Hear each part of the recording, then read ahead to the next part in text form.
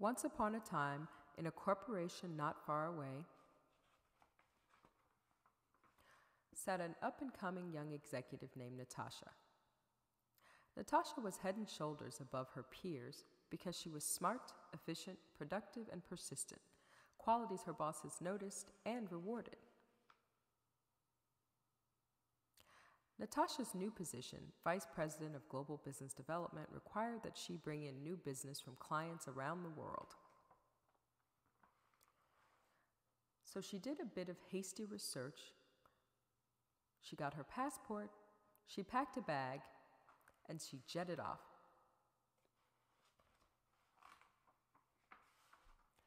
First stop, China. She arrived on time. She bowed in response to her host. She remembered how to say hello in Chinese, then she got down to business. Natasha kept the conversation on the business at hand and finished on time. But she did not get Mr. Han's business. What did Natasha do wrong?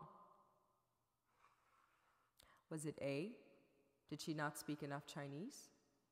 B, she didn't bow deeply enough. C, she gave a boring presentation. D, she ran a very efficient meeting, keeping to the business at hand.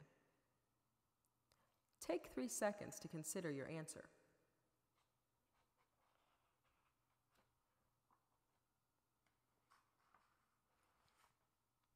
The answer is D. She ran a very efficient meeting, keeping to the business at hand.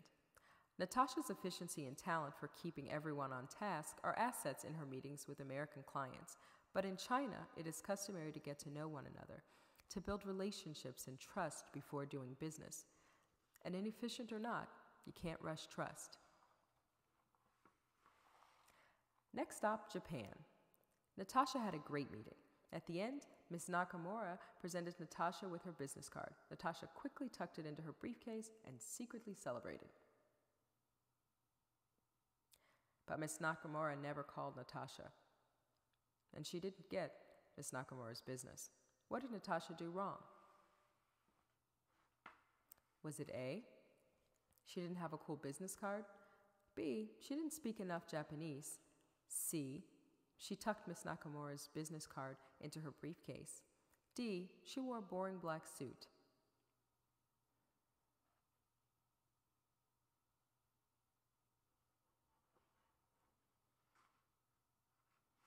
The answer is C. In Japan, business cards are presented and accepted with both hands. They are handled carefully, with respect.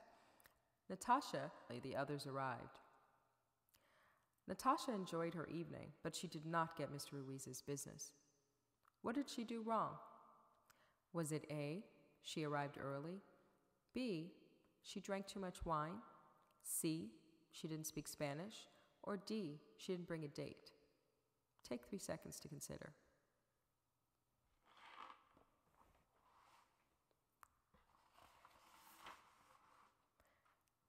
The answer is A.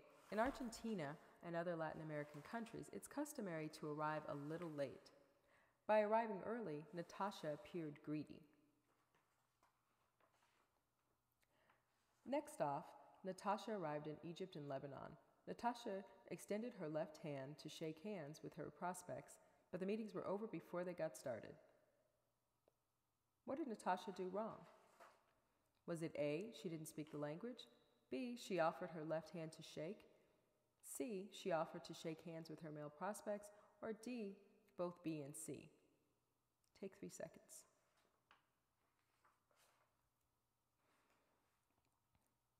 The answer is D, both B and C.